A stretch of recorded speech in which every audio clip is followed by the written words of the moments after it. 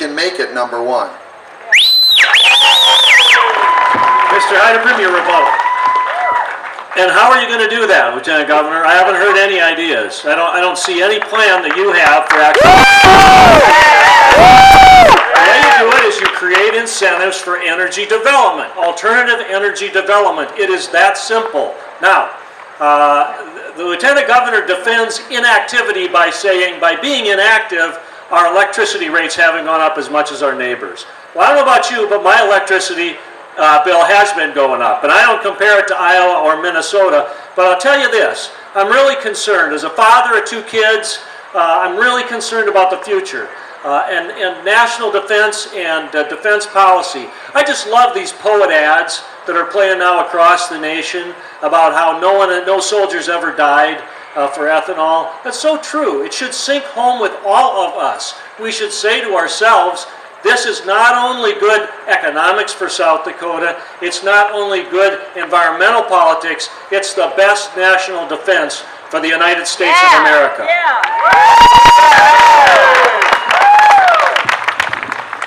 Love the spirit out there. Just want to remind you again, when you hold up those signs, the person behind you can't see, so just be courteous to your neighbor.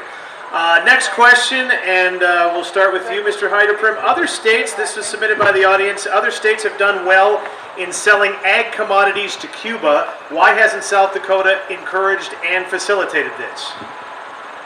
You know, I've never really thought very much about that question, to be honest with you, but I don't understand why we don't trade with them. I don't have to like their politics. If they buy our products, that seems to me to be the most important thing. We trade with all sorts of countries that we find all sorts of problems with their politics, but it doesn't stop us. And I really don't think the embargo in Cuba has done much in terms of that relationship at all. I think I understand the politics of why it is the way it is, but really, I mean, trade is the best way to open up any market in any group of mines that I can think of. And trading South Dakota products there, I don't have a problem with it at all.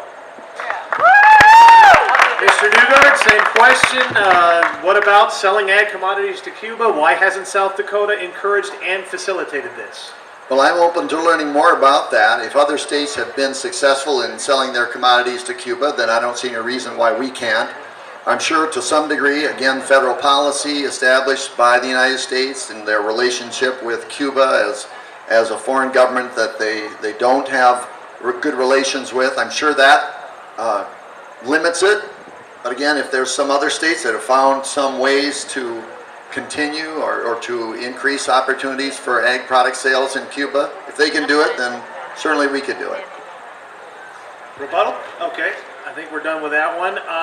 Another question from the audience, certainly appropriate considering the venue. Over the past couple of years, state fair funding has gone down. Would you as governor support the state fair and assure its sustainability? And that goes to you first, Mr. Dugard. Well, everybody loves the state fair. I love the state fair, and I came here as a child. I was in the Logan Patrol 4-H Club in Minnehaha County, and I remember coming to the state fair with our 4-H exhibits. My sister brought one of her purple ribbon dairy cows here, and we showed it and got a purple ribbon here.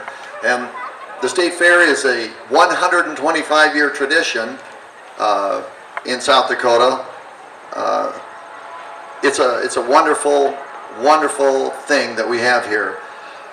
Like most of us, the state fair would like to be self-reliant. In South Dakota, we don't like to have our hand out. We don't like to rely upon other people. We want to take care of ourselves. The state fair is no different.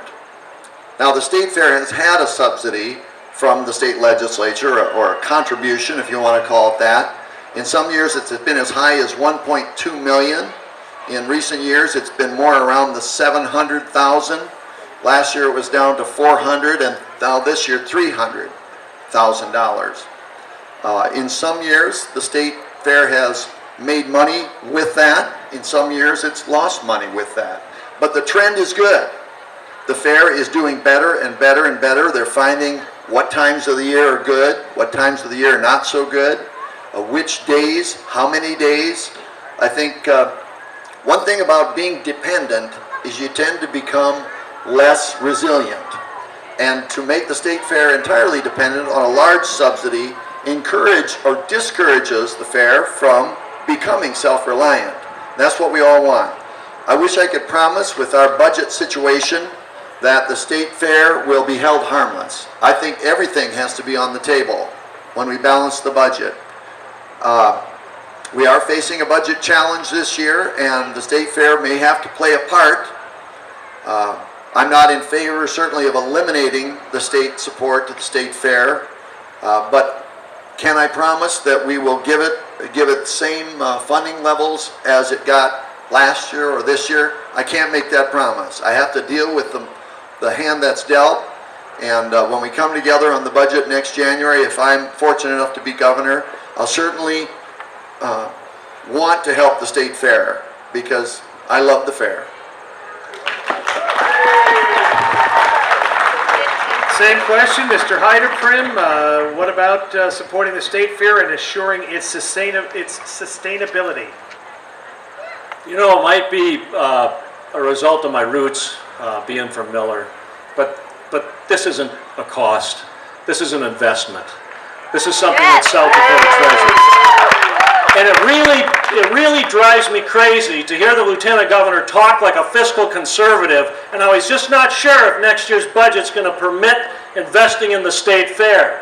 This is the administration that has not one but two governor's mansions, one in the Black Hills that they spent $225,000 to fix the plumbing, and the state fair gets a grand total of $300,000. That, to me, is an administration whose priorities are upside down. We need to care less about the personal comfort of the governor or the lieutenant governor and more about a jewel like the South Dakota State Fair.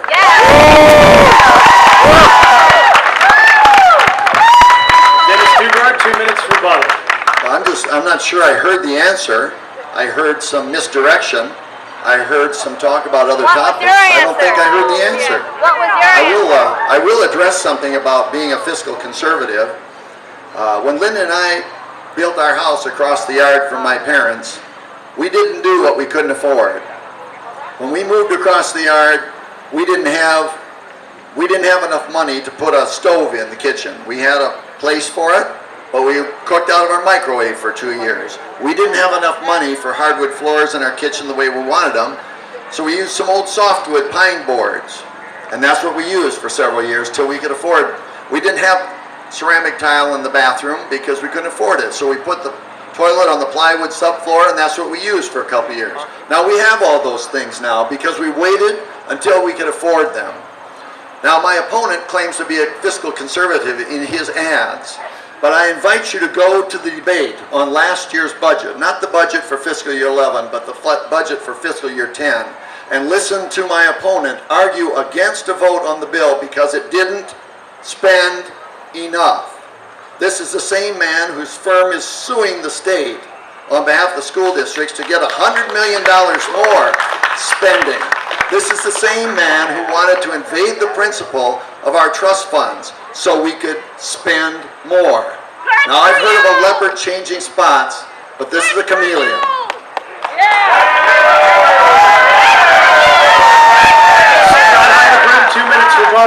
Thank you for bringing up one of my favorite subjects, which is my willingness to invest in education.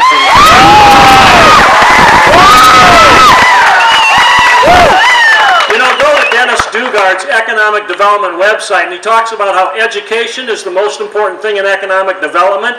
That's funny, because they're against increasing any funding for education. They're for limiting the growth at schools and for increasing the size of the bureaucracy, which to me is a set of priorities that is completely upside down. But let's go back to his fiscal conservatism.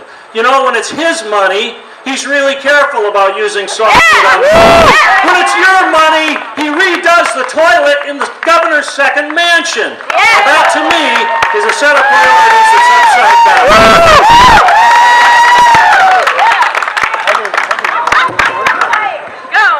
Next question, and we'll start with you, Scott Heiderprim.